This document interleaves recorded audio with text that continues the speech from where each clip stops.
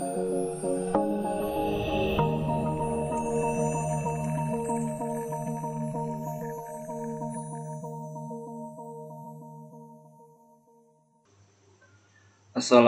warahmatullahi wabarakatuh. Selamat pagi, salam sejahtera buat kita semua, salam di luhur. Di pertemuan sebelumnya kita sudah membahas pengantar, bagaimana dan apa yang akan kita pelajari di mata kuliah desain dan pemrograman mobile. Hari ini kita akan membahas lebih detail apa sih yang akan kita pelajari nantinya. Yaitu kita di pertemuan kedua ini saya akan menerangkan materi-materi yang akan kita pelajari di mata kuliah desain dan pemrograman mobile. Seperti biasa di pertemuan kedua kita akan membahas RPS, mata kuliah desain dan pemrograman mobile. Adapun jumlah pertemuan yang akan kita jumpai di mata kuliah desain dan pemrograman mobile ini seperti biasa, yaitu sebanyak 16 pertemuan, di mana di pertemuan ke-8 yaitu ada ujian tengah semester, dan juga di pertemuan ke-16 ada ujian akhir semester. Nah, berikut rencana perkuliahan semester di mata kuliah desain dan pemrograman mobile. Di pertemuan kedua sampai pertemuan keempat kita akan fokus ke desain aplikasi yang akan kita praktekkan menggunakan Figma. Adapun tools desain yang akan kita gunakan adalah Figma. Kita masuk di website figma.com. Selanjutnya di pertemuan ke-5 dan ke-6 kita akan membahas tools pengembangan aplikasi Android, yang kali ini di mata kuliah desain dan pemrograman mobile kita akan menggunakan aplikasi Android Studio. Adapun yang akan kita pelajari di pertemuan ke-5 dan ke-6, kita akan membahas bagaimana cara menginstal aplikasi Android Studio. Setelah kita menginstal, kita mempersiapkan emulator yang akan kita jalankan aplikasi yang kita buat. Kita bisa membuat menggunakan emulator virtual yang ada di Android Studio. Selanjutnya kita akan menjalankan aplikasi Hello World.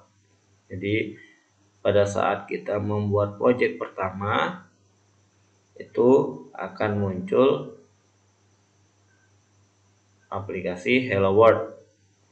Setelah kita berhasil membuat project pertama, project baru, itu secara default aplikasi Android Studio akan membentuk defaultnya, yaitu aplikasi Hello World. Nah, setelah kita membuat aplikasi project baru Android Studio, kita coba menjalankan bisa menggunakan emulator perangkat virtual maupun emulator perangkat fisik. Kita menggunakan HP smartphone Android kita masing-masing. Selanjutnya kita juga akan mempelajari menjelajahi tata letak proyek. Jadi di dalam proyek Android Studio ada fitur-fitur apa aja. Nah, kita akan jelajahi, kita akan pelajari satu persatu agar kita tahu fungsi dan manfaat dari tata letak proyek tersebut, di mana tempat letak suatu fitur itu dan juga apa sih manfaat dan kegunaan dari fitur tersebut. Selanjutnya kita akan membuat dan juga melihat pesan log dari aplikasi Anda. Nah, pesan log dari aplikasi ini dia project kita akan memberitahu apakah project kita itu bermasalah atau enggak, error apa enggak. Nah, di situ kita akan melihat di mana sih kita akan melihat pesan log aplikasi kita. Nah, selanjutnya kita akan menjelajahi file yang namanya Android manifest.xml. Ini jadi di pertemuan kelima dan keenam kita akan membahas dasar-dasar Android Studio, yaitu tools untuk pemrograman membuat aplikasi Android. Selanjutnya di pertemuan ketujuh, sebelum kita akan mengikuti ujian tengah semester, ya, di pertemuan ketujuh saya akan kasih kisi-kisi ujian tengah semester yang akan dikerjakan. Selanjutnya di pertemuan ke-8 ada ujian tengah semester, di pertemuan ke-9 dan ke-10 kita akan melanjuti materi yang sebelumnya di pertemuan ke-5 dan ke-6. Di pertemuan sebelumnya kita sudah membahas dasar-dasar, adapun di pertemuan 9 dan 10 kita akan membuat aplikasi yang mana kita menggunakan elemen tombol, button, dan juga text view ke dalam tata letak. Dan juga kita akan memanipulasi setiap elemen di constraint layout. Constraint layout ini ya merupakan salah satu layout yang tersedia di Android Studio. Jadi ada banyak layout yang bisa kita gunakan, namun di mata kuliah desain dan pemrograman mobile kita akan cukup membahas dan mempelajari lebih detail mengenai ketiga layout, yaitu salah satunya constraint layout, yang mana untuk membatasi margin dan juga elemen lainnya. Ubah atribut elemen user interface. Jadi kita akan mengubah atribut-atribut yang ada di elemen user interface-nya. Kita akan menggunakan elemen apa aja. Kita akan coba dalami satu persatu. Kita akan jelajahi atribut-atribut elemen yang ada di user interface. Selanjutnya kita akan mengedit tata letak aplikasi dalam XML. Selanjutnya kita ekstrak string yang di hardcode ke dalam sumber daya string. Jadi di dalam suatu aplikasi kita yang menggunakan string, kita bisa mengekstrak string tersebut ke dalam sumber daya string resource.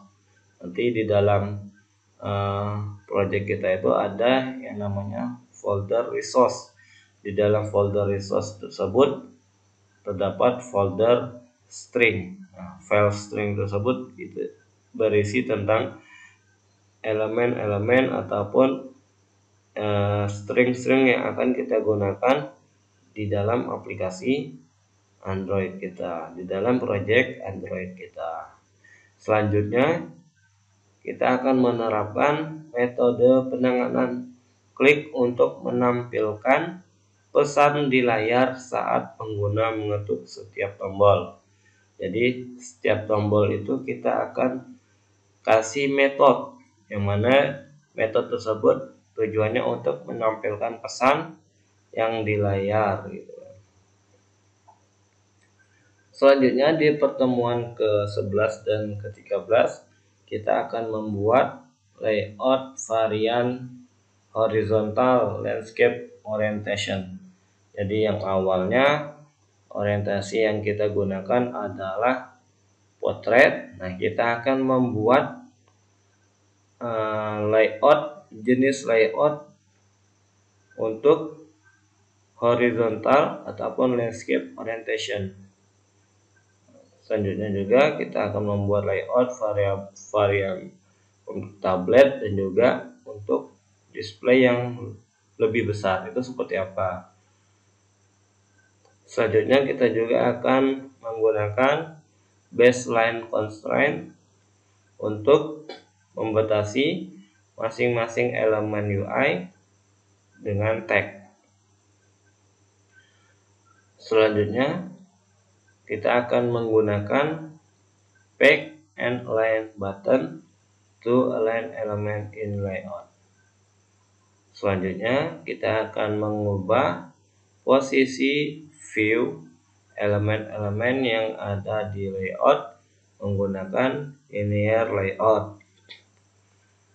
Tadi kita sudah membahas fokus menggunakan constraint layout. Nah, project tersebut yang menggunakan constraint layout kita ubah menggunakan linear layout itu seperti apa, menggunakan relative layout itu seperti apa. Tampilan yang sama kita akan gunakan dari ketiga layout tersebut. Itu bagaimana cara mengubahnya. Oke, di pertemuan ke-14 ada tugas rumah. Jadi materi dari pertemuan kedua sampai pertemuan ke-13 itu kita akan review kembali dengan memberikan tugas yang akan dikerjakan di rumah.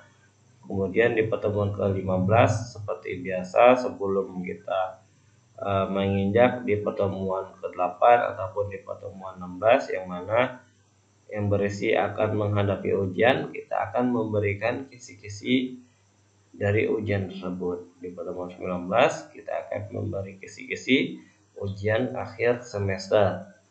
Di pertemuan 16 kita akan mengadakan ujian akhir semester. Adapun untuk lebih detailnya akan diinformasikan apakah proyek ujiannya itu dikerjakan di rumah ataupun dikerjakan di kelas atau bagaimana teknis untuk pengumpulannya. Itu akan diinformasikan pada hari H atau sebelum hari H, 1 minggu sebelum hari H. Oke, sekian dan terima kasih untuk pembahasan rencana pembelajaran semester untuk mata kuliah desain dan pemrograman mobile.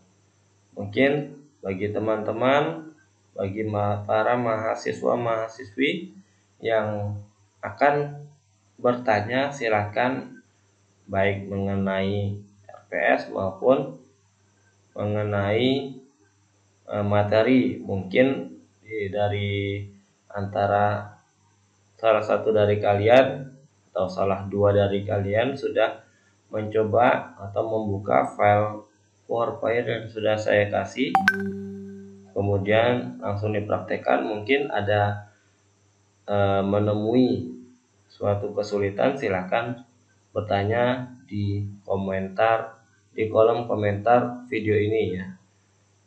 Dan juga jangan lupa di klik tombol like dan juga diberi komen, dan juga jangan lupa untuk subscribe channel ini agar untuk kemajuan dan perkembangan channel YouTube ini ya. Silahkan kalian bertanya, dan juga jangan lupa saya akan memberi quiz di kolom komentar tersebut ya. Sekian dan terima kasih. Assalamualaikum warahmatullahi wabarakatuh. Selamat pagi. Salam budi luhur.